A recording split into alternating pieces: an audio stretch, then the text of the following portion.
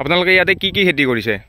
খেতি ৰঙালাও আছে, আলু আছে, সৰিয়হ আছে, বিলাহী আছে, জলকীয়া আছে, পালেং শাক আছে, চুকা শাক আছে।